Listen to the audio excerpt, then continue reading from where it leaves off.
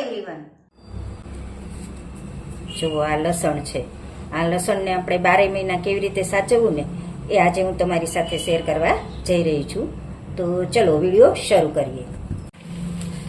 લસણને સાચવવા માટે તમારે આવું ન્યૂઝપેપર લેવાનું છે અને શું કરવાનું છે, આ પેપરને તમારે થોડું આવી રીતે વાળી દેવાનું છે. આવી રીતે આપણે વાળી દઈશું. એને સરસ રીતે વાળી દેવાનું છે. એની ઘડ બરોબર આવી જવી જોઈએ. હવે આ પેપરને આપણે ઉલટું કરી દઈશું. આવી રીતે ઉલટું કરી દેવાનું છે. હવે આવી રીતે આપણે આ પેપરને બંને સાઈડથી આવી રીતે માપ લઈ લેવાનું છે, જેથી કરી એકદમ સરસ રીતે એની આપણે જે બેગ બનાવવાના છે એ બેગ સરસ રીતે બની જાય. જો આવી રીતે એને વાળી લેવાનું છે. જો આપણે આવી રીતે કરી લીધું ને પ્રેસ, હવે આનું એક આપણે માપ લેવાનું છે.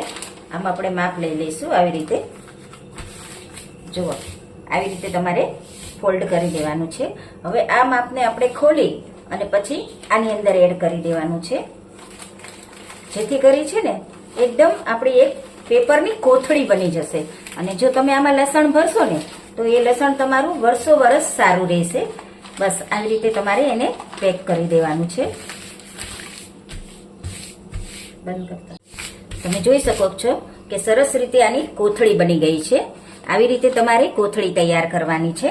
હવે આ કોથળીમાં આપણે લસણને ભરી દેવાનું છે.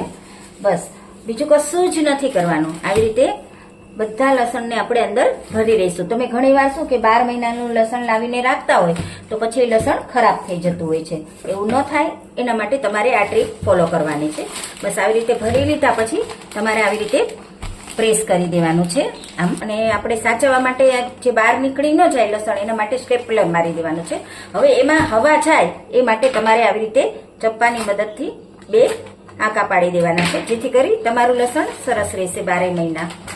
છે ને મસ્ત મજાની ટ્રીક. જરૂરથી આ ટ્રીકને ફોલો કરજો. અને વિડીયો પસંદ આવે તો લાઈક અને સબસ્ક્રાઈબ કરવાનું ન ભૂલશો. હવે મળીશ નવા વિડીયોની સાથે. Bye bye.